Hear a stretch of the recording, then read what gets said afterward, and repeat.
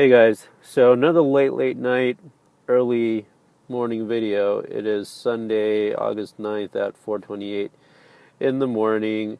And as you can probably guess, if I'm making a video at this weird hour, I'm probably hiding from something that's going on in my house that's making me sick, which is what happened.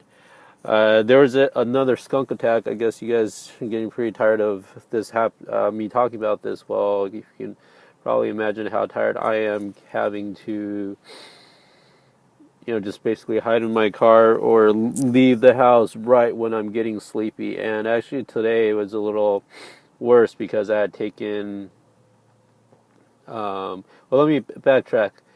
Yesterday and the day before, I I ate McDonald's. I actually got sick from a plain hamburger. They must have touched something while they were making it or something. I mean, I checked it, but it looked good until I ate it. And then my whole throat and my nose started clogging up. So I had asthma all day yesterday, and mucus coming out, and everything was swollen. I couldn't really eat anything either. So that took a lot out of me, and so I took a little bit extra antihistamines, including some Benadryl that I haven't been taking much because of uh, the Alzheimer thing. But as I took that and I'm getting kind of sleepy, drowsy from the Benadryl, the skunk attack came and I had to leave the house and I escaped down to the McDonald's just about a quarter mile away. Thought that would be enough, and it was okay for a little bit. Kind of hid out there, working on my laptop, and then the skunk attack kind of followed me there, or there are other skunk attacks happening in within our neighborhood that even hiding inside the car with inside air filter on, the skunk still got in, and my whole chest kind of felt like it collapsed. I couldn't really move it or breathe. So I had to drive to another McDonald's, which is where I am now, um, about a mile from my house. And the air is actually pretty nice here, so I just kind of been camping out here. And I've tried going back to my house 3 times in the past 2 hours already, and every time I drive close, the skunk smell just permeates the car. Even with everything sealed up, I can still feel it, and it's killing my chest. So here I am trying to stay awake, trying to fight off the drowsiness of the Benadryl and all the fatigue that's been going on from the lack of sleep and from the allergic reaction from the last couple of days. So I guess I'm going to just babble on a little bit about some thoughts I've been having about what I can make this video about. One of it is, what do I get from this, or what am I trying to get from experiences like this where I'm not just pissed off? Because I'm a little frustrated, to be honest. But that's more like just tiredness. I want to go to sleep. But actually, times like this, whenever I'm in a situation, I'm actually a lot more focused, and which you kind of get into a very cool zone that helps you process things faster, you make better decisions faster because the purpose is clear.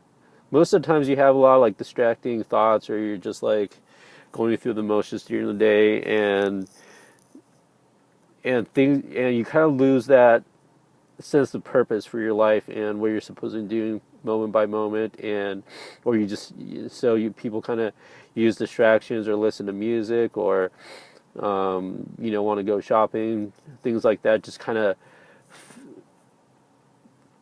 of try to make your life feel purposeful without knowing exactly what that is. Well, when there's a crisis, which is like every other moment of my life, the purpose is clear, but the purpose is to stay alive, and the other purpose is to try to feel better or try to escape whatever is causing the problems, and then solving the problems with medication or just resting or whatever else. So the goal is always very clear. So I think that's a thing that I would try to incorporate into other parts of my life, is just always have a very clear goal and purpose about what I'm doing.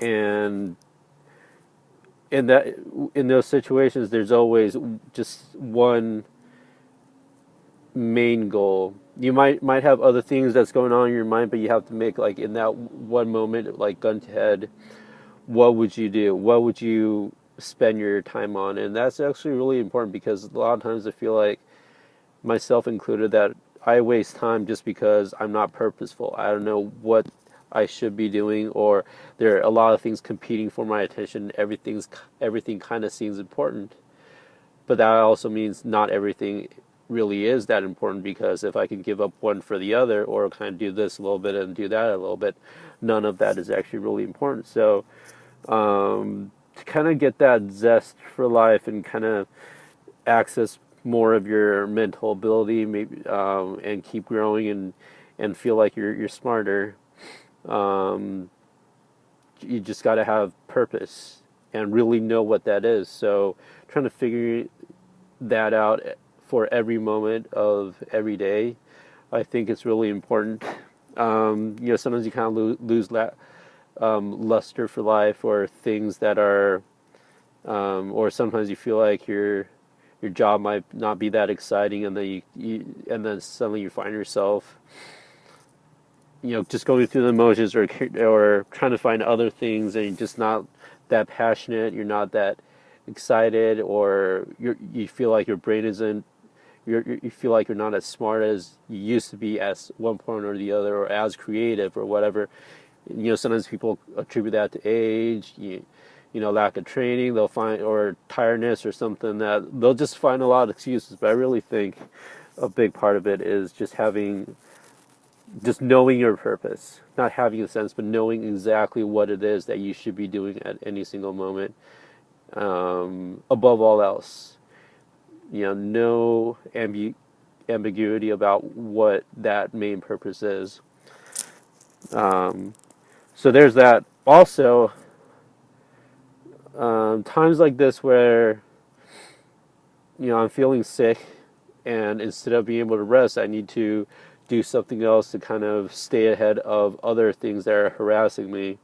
Nothing, it's not like there's anybody's fault that there was a skunk attack, or not anybody's necessarily at fault for, the plain hamburger that triggered my allergies, because I checked it. Whoever made it, I guess they probably try to do the best they can. So not really blaming anybody. And that doesn't really help make me feel better if I'm choking and blaming somebody. That's just going to actually distract me from getting the right medication, or, doing whatever I need to do to get past it.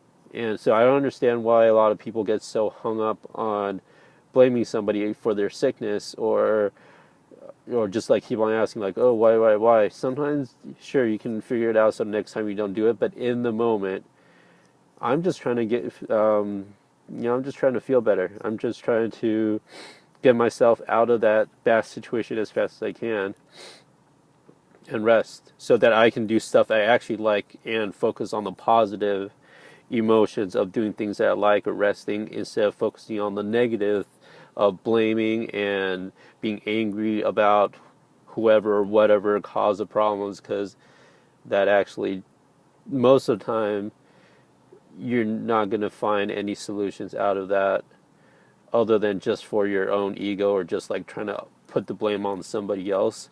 But that's not a positive place to be coming from.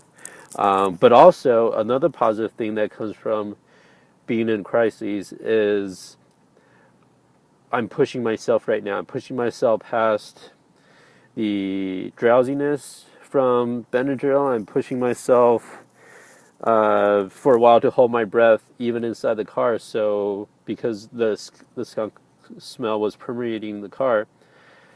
So all these things, when I'm pushing myself, it's not a bad thing. It's actually a good thing, because it builds confidence. And so next time when I'm tired, or next time when I'm taking medication. I'm feeling the effects of medication. I know I can still drive or get to a place or think clearly about my plans of what to do next instead of just succumbing to the effects of the medication. Sure, I'll feel it, but time and time again, every time, I run into a crisis and I have to stay up all night like I'm doing now, um, do work or think or, even do a video while I'm under these effects, while my nose and my throat is still kind of swollen and clogged up and things like that. It just makes me that much more confident in situations like this and all other ones about my ability to push through and do what needs to be done and what I want to do at the moment instead of being a victim or a slave to whatever the situation is. I really hate that mentality of, I was mentioning about complaining about stuff. When you're complaining about stuff, you just kind of act like a victim, that it's all somebody else's fault, and you're just there taking a beating, and there's nothing you can do about it. Well, what I'm trying to say is, this is how I'm doing something about how I stay in the driver's seat. Is even when I'm being knocked down, I'm planning to fight back, or I'm still on my feet and still moving around and still trying to do something about it. And each time that builds more confidence that every hit I take, that I can think clearly and not be shaken and do something about it. Even if I'm not, even if I still do get sick from it and there are some negative effects on it, mentally, I feel like being able to keep going and build that confidence, um, it's a positive. I keep on adding more skills and adding more stamina and adding more confidence in the things that, in the situations and in the adversities that I know I can handle. So I'm just kind of rambling about some stuff, but that's kind of like the way I look at things, and especially in times like this where it's just really annoying, to be honest. But beyond that, there's so much more you can get out of every single moment of every single day, whether if it's good or bad, that can benefit you in the future. So anytime you're not trying to get something out of any moment, good or bad, time's kind of wasted, and you're not living to the full potential that you could be because you have let those learning experiences and growth experiences slip through your hands. So hopefully I'll be able to go home in a couple minutes. Thanks for watching, and I'll do another video pretty soon. Thanks.